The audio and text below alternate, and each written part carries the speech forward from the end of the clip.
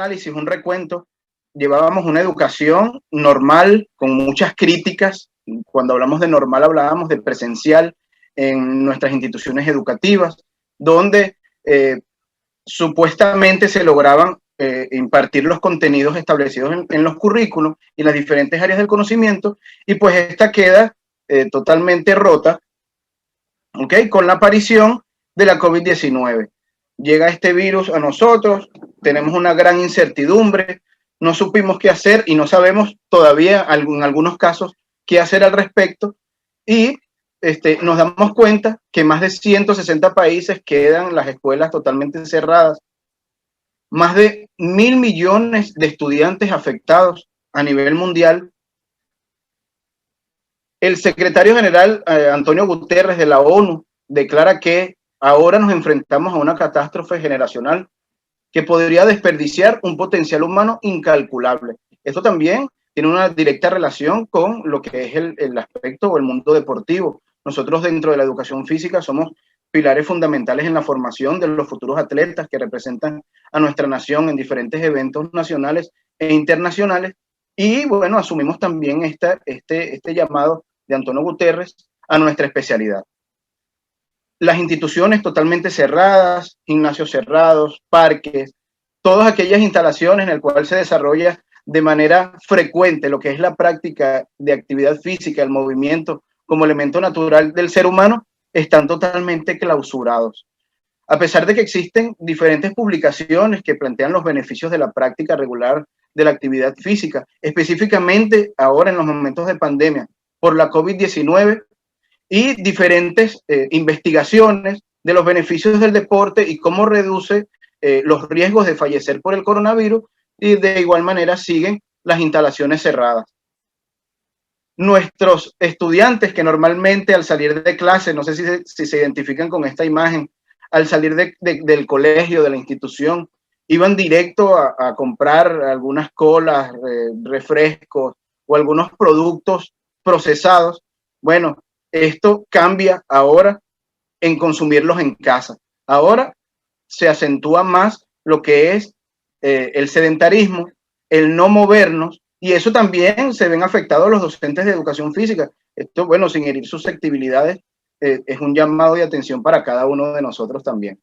Investigación de la Organización Mundial de la Salud en el año 2016 estimaba 41 millones de niños menores de 5 años que tenían sobrepeso o estaban propensos a sufrir el percance de la obesidad. Actualmente declaran en ese mismo año que esos ambos trastornos aumentan en los países de ingresos bajos o medianos, en particular en los entornos urbanos que tenemos mayor acceso a estos productos procesados, aunado pues al sedentarismo. De igual manera, siguen las instituciones cerradas, los parques, las canchas y los centros deportivos.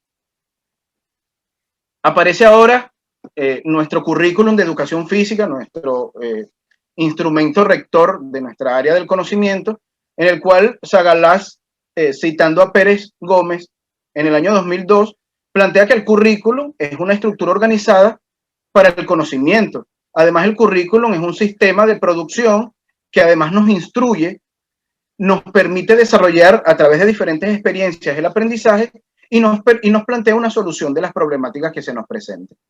Nuestro currículum del año 2016 propone un perfil de salida en el cual nosotros debemos dar a la sociedad un ser humano feliz, un ser humano que tenga la práctica deportiva de manera sistemática o la práctica de actividad física de manera sistemática como un estilo de vida, y se cita de manera textual que dice que como misión tiene incorporar la actividad física culturalmente significativa en la formación integral del ciudadano, para que su práctica habitual, saludable y responsable contribuya a su realización individual y colectiva en el marco del buen vivir. Quiere decir que nosotros, si vamos a hacer una valoración de cómo ha sido nuestro proceso formativo para ese nuevo integrante de la sociedad, y realmente en el área de la educación física no tiene como hábito de vida la práctica de actividad física de manera constante y sistemática, hay que hacer una revisión de qué estrategias estamos planteando para nosotros poder inculcar esto en nuestros estudiantes. Aparece el currículum priorizado para la emergencia, en este caso buscando alternativas, las instituciones gubernamentales para poder garantizar la continuidad del estudio a nivel escolar, aparece pues el currículum priorizado, en el cual determina que el currículum priorizado para la emergencia promueve el desarrollo de habilidades para la vida. Esto tiene una cierta concordancia con lo que venimos hablando del perfil de salida del estudiante. A su vez dice, la capacidad de adaptación a la incertidumbre, el desarrollo del pensamiento crítico, el análisis y la argumentación, considerando diversas perspectivas de la comunicación empática. Bueno, hago una crítica desde mi perspectiva muy humana y muy humilde, que bueno, no deberíamos inculcarle a los muchachos que se adapten a la incertidumbre. Quizás sí hacer una contención emocional, pero que se adapten y se acostumbren a esta incertidumbre, a no saber qué va a suceder, a no saber si van a poder salir libremente a hacer práctica de actividad física. Bueno, lo dejo a la reflexión. Además, nos invita a los estudiantes y a los docentes a que tengamos un manejo de lo que es la formación de valores de manera continua como eje transversal, también lo que es el manejo de las tecnologías de información y no solamente, como bien decía, para los estudiantes, sino también para los docentes y los integrantes de la familia.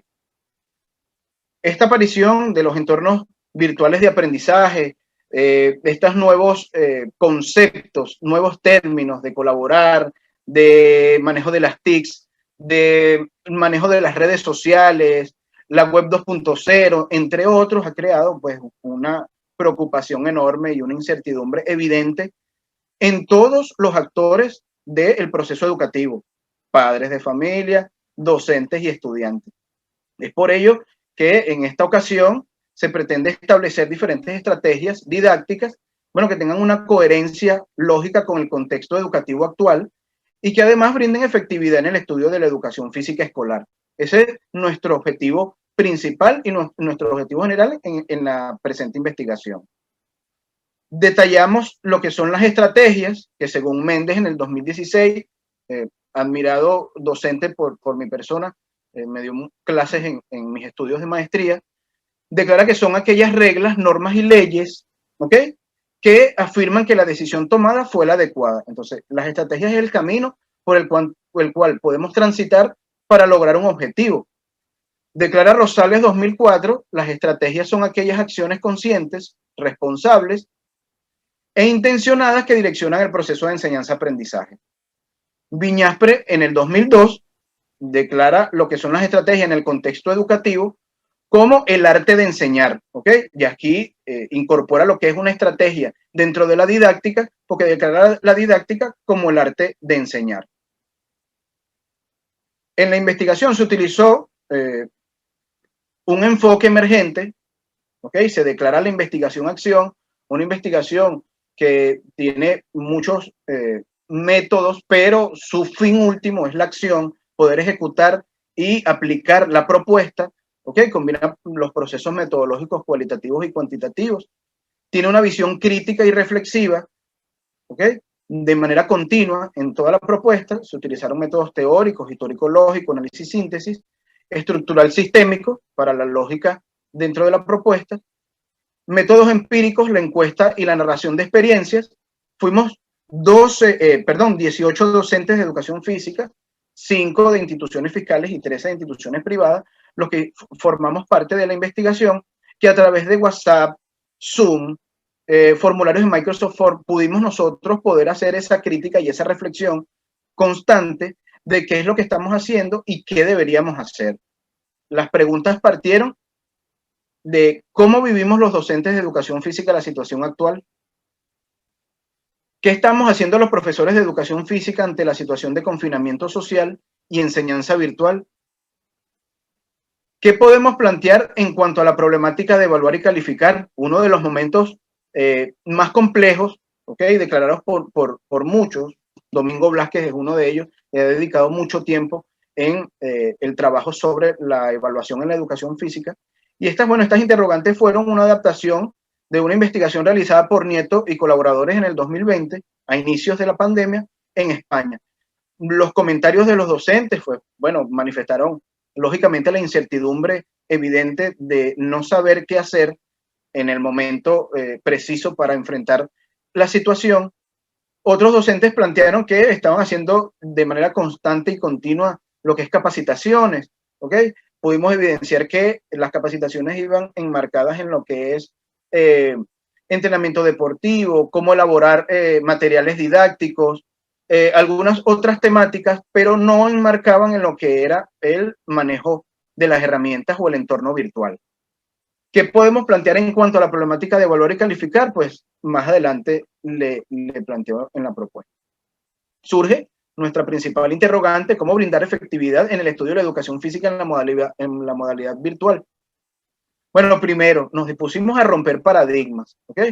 Thomas Kuhn, clásico, filósofo, en 1962 define un paradigma como una completa constelación de creencias, valores y técnicas, que además son compartidas por los miembros de una determinada comunidad. Agrega también que es un sistema complejo de conocimiento y estas creencias van enmarcadas en un continuo círculo vicioso, podemos llamarlo de esa manera. Entonces, ¿qué paradigma debemos romper? ¿Cómo nos ve al docente de educación física la sociedad actual? Nos ve como un docente tradicional que solamente dirige un proceso de ejercicio físico donde él anuncia lo que se va a realizar a través del silbato, determina cuándo comenzar y cuándo deben terminar. Además, obvia todo lo que son las características individuales y, bueno, realmente ese paradigma debemos romperlo. A veces nos dicen los profesores de la pelotita, no sé si lo han escuchado, y bueno, debemos nosotros romper el paradigma y poder hacer entender a la sociedad actual que nosotros también reflexionamos, planificamos, pensamos y, bueno, internalizamos todas aquellas situaciones que viven nuestros estudiantes. Luego, definir la concepción de ser humano integral, formación integral del ser humano como un todo en las características físicas, en su formación física, en el entorno social, en la formación de valores, en su fortaleza psicológica y además en la intelectual académica. Esta es una de las propuestas. Hay otras que plantean como mente, emoción, cuerpo y espiritualidad, que no está muy ajeno a una concepción clara de ser humano, ¿ok? Todo va en dependencia del que está transmitiendo el conocimiento. Sin embargo, sí es bueno definirlo y poder nosotros identificar cómo vemos nosotros al ser humano y cuál es nuestra concepción de formación integral.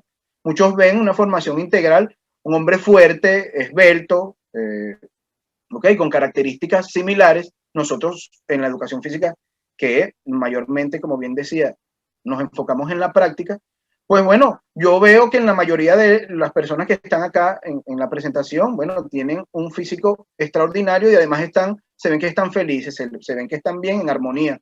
Fíjense, las chicas también están en una condición física genial y bueno, por ende, todos esos componentes de la formación integral equilibrados, ¿de acuerdo? Luego, identificar el modelo pedagógico predominante en cada una de nuestras clases. Eso es sumamente interesante. Creo que soy atrevido, quizás muy empírico, en afirmar que la mayoría somos tradicionales o que predomina el modelo tradicional, porque bueno, tenemos nuestra herramienta que es el silbato. Nosotros a veces abusamos de lo que es la enunciación de la actividad y la ejecución, ¿ok? Otros somos muy pragmáticos, somos muy prácticos, somos muy tecnológicos. Otros somos muy naturalistas o muy humanos y a veces desviamos lo positivo de lo tradicional o de lo pragmático. El modelo progresista y constructivista clásico, que es el que venimos trabajando desde inicios de siglo, el histórico cultural y el sociocrítico, que bueno, lo que se pretende es que se pueda determinar cuáles son sus características positivas para poder nosotros enmarcar un conocimiento y una proyección positiva a la formación de nuestros estudiantes. Aparece George Siemens desde el año 2004, fíjense, la teoría del aprendizaje digital, que considero que no debe ser una tendencia que predomine. Nosotros necesitamos del contacto, nosotros necesitamos de la socialización, nosotros necesitamos observarnos, necesitamos poder medirnos en condiciones físicas y poder comparar qué condiciones tiene el otro ante mí, pero de manera práctica. Y bueno, lo digital podemos dejarlo como una herramienta que complemente este proceso. Sin embargo, debemos tener dominio, pero que no sea la prioridad.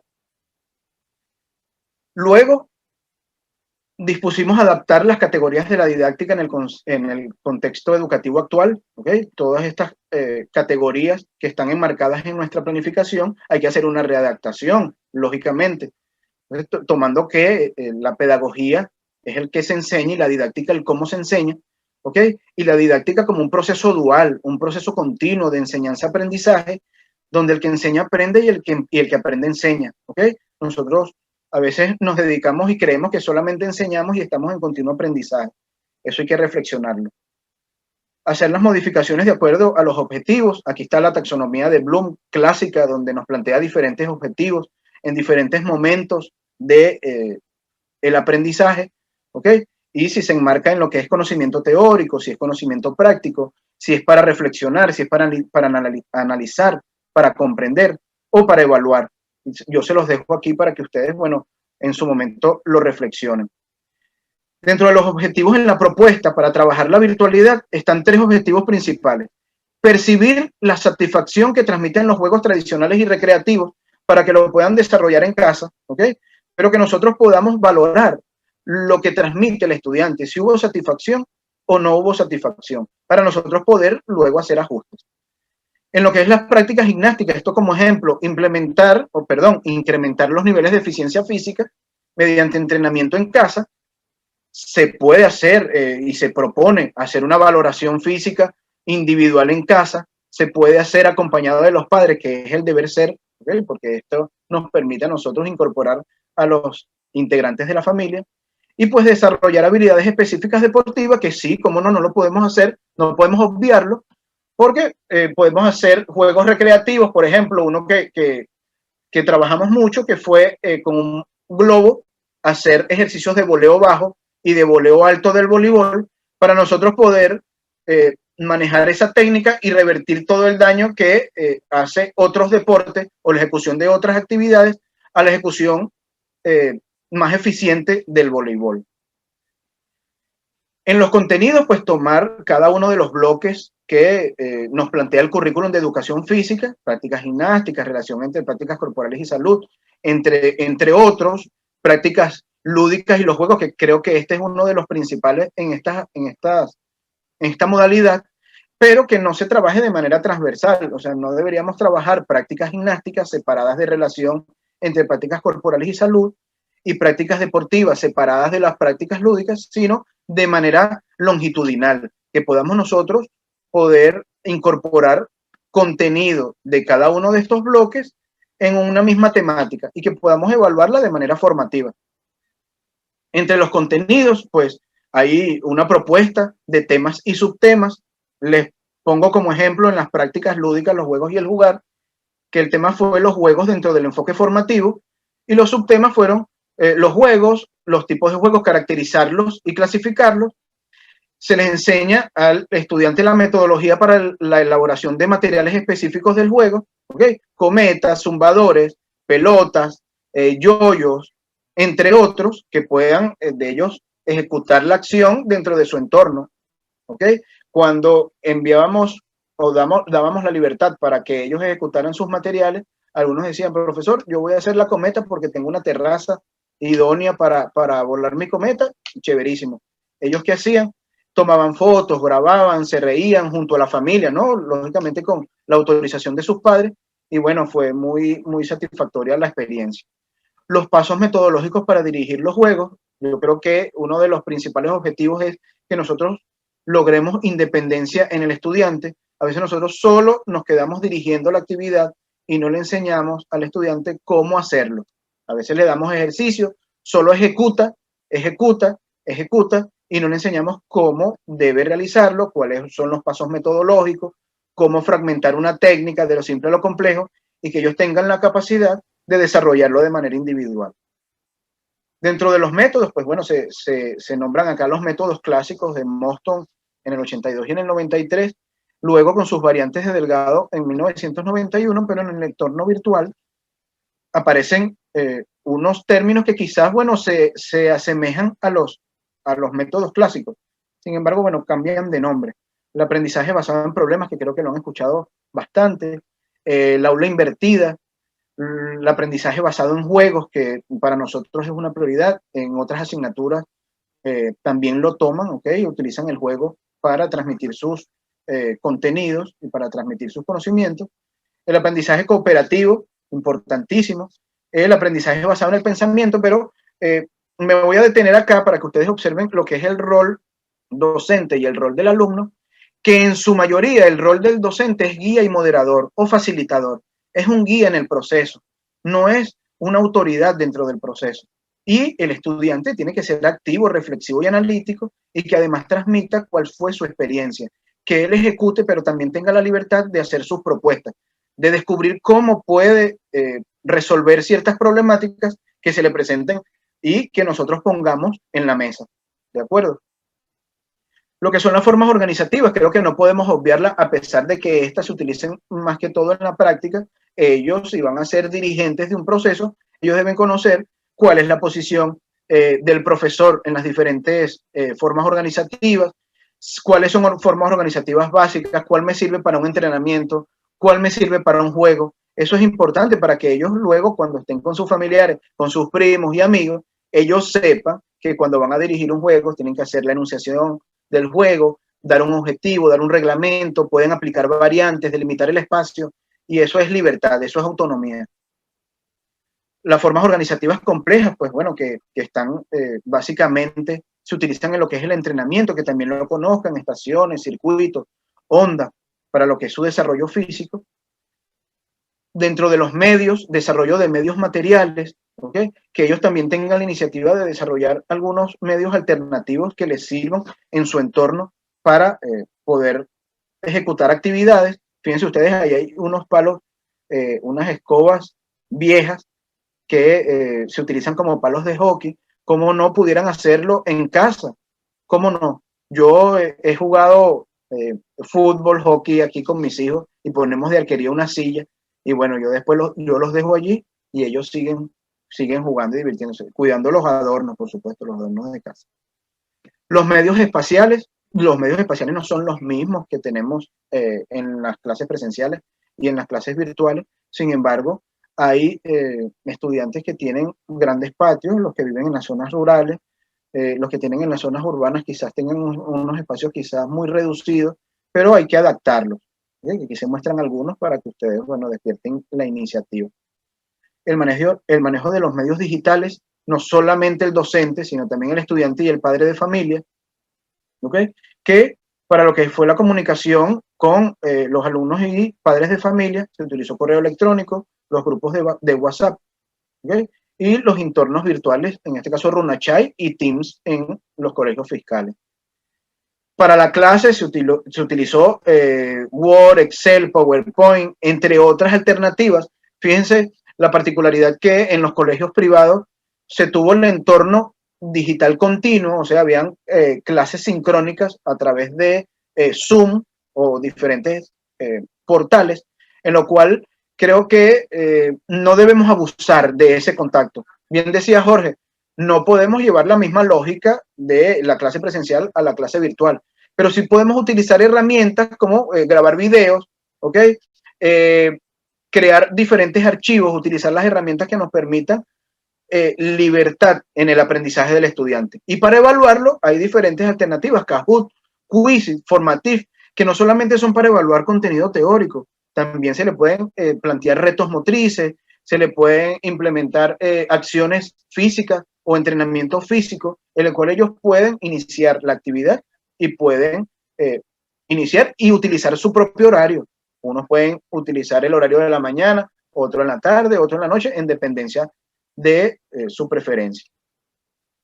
Para evaluar se propone bibliografía Domingo Blasquez Sánchez, que le ha dedicado muchísimo tiempo a lo que es evaluar en educación física. Luego aparece una nueva guía para nosotros los docentes de evaluar por competencia. Creo que debemos aplicarla en lo presencial y en lo virtual. Tomar en consideración las características individuales de nuestros estudiantes. No todos pueden tener la misma evaluación. Esto es un dilema. Muchos dicen que que ellos no pueden hacer 30 evaluaciones para cada uno de los estudiantes, pero yo creo que el que tiene la verdadera vocación se dedica y piensa en sus estudiantes. Fíjense esta imagen, esta ilustración clásica de Miguel Ángel Santos. Dice, para que la evaluación sea justa, todos realizarán la misma prueba, van a subir el árbol. Si nosotros vamos a determinar un número, una evaluación, una calificación por cumplimiento de ese objetivo y no tomamos en consideración las características individuales, pues yo le digo que el pez quedará con 0 toda la vida. Los otros buscarán otras alternativas, pero nosotros tenemos que individualizar y direccionar nuestra evaluación y nuestros criterios de evaluación de manera personalizada.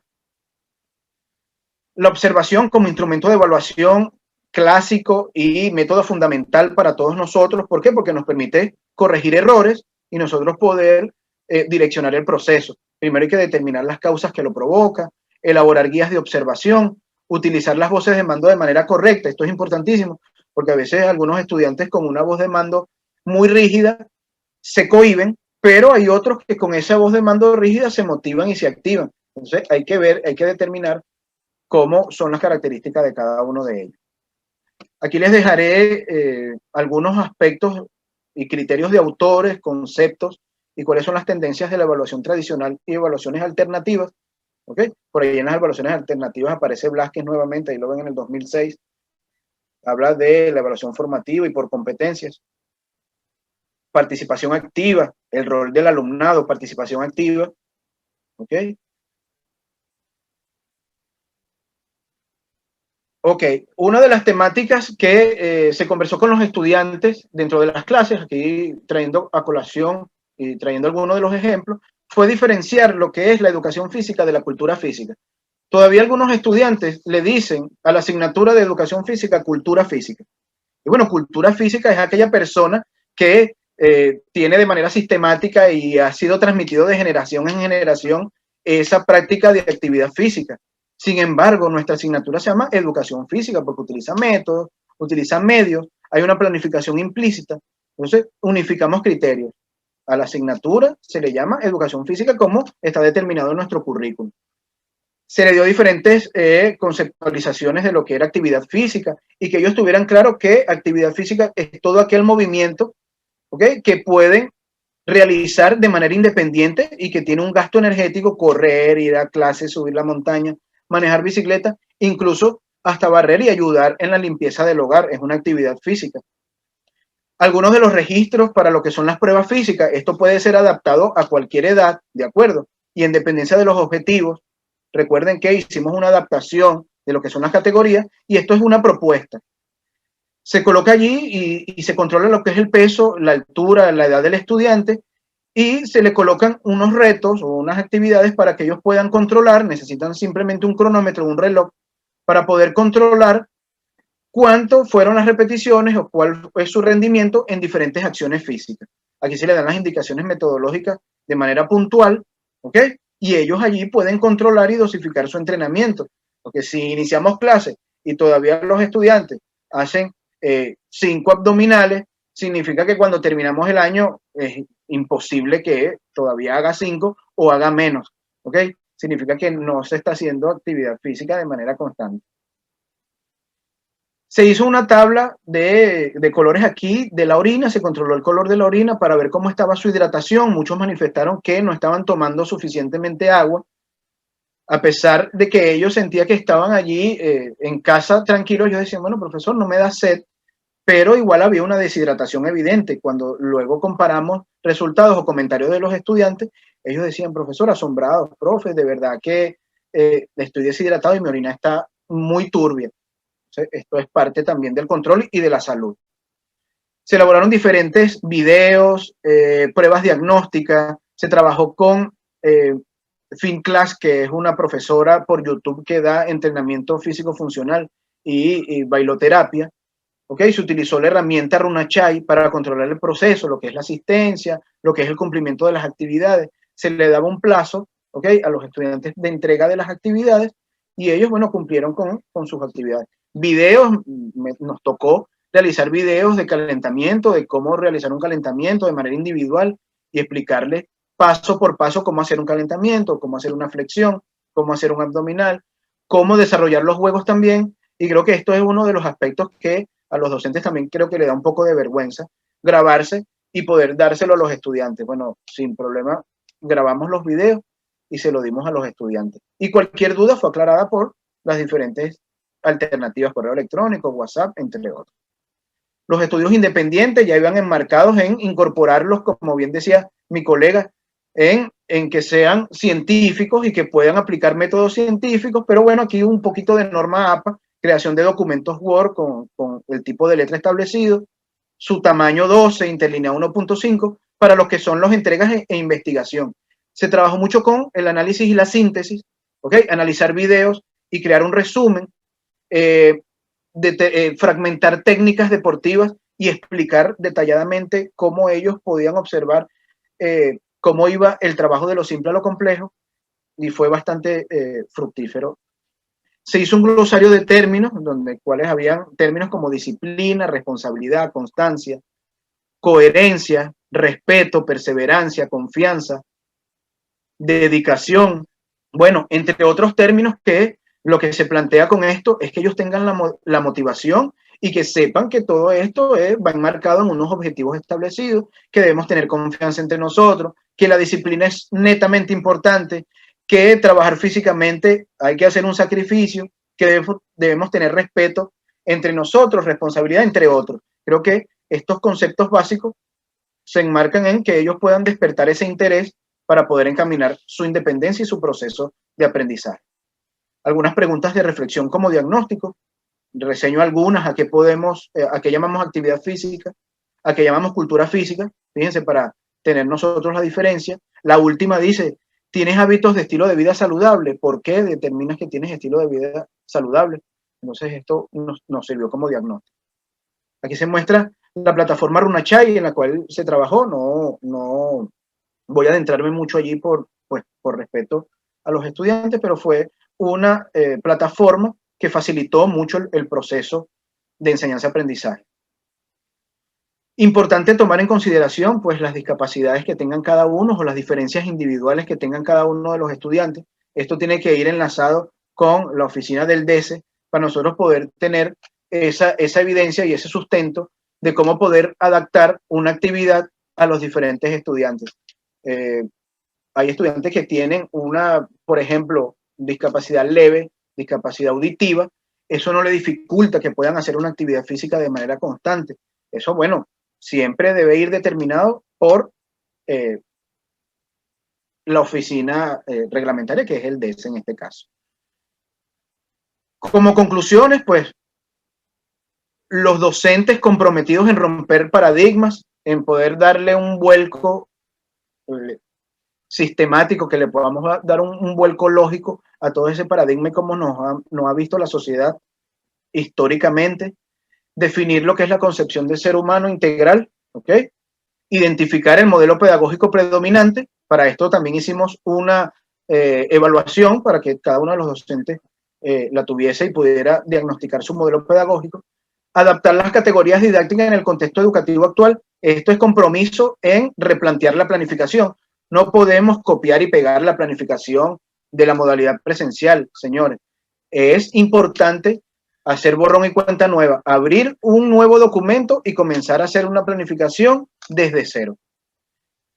Ajustar los contenidos de acuerdo a la realidad actual, reajustar también lo que son los objetivos y que sean declarados de manera clara y medibles, los métodos actualizados, que se utilicen los medios alternativos que puedan ser elaborados por los estudiantes, formas de organización en el contexto de la actualidad y evaluar por competencias, además de inculcar autonomía e independencia en los estudiantes. Pues, como conclusión, el estudio de la educación física en el entorno escolar ha tomado otro rumbo, específicamente en el área de la educación física, y creo que en todas las áreas sabemos que ha tomado un rumbo totalmente distinto.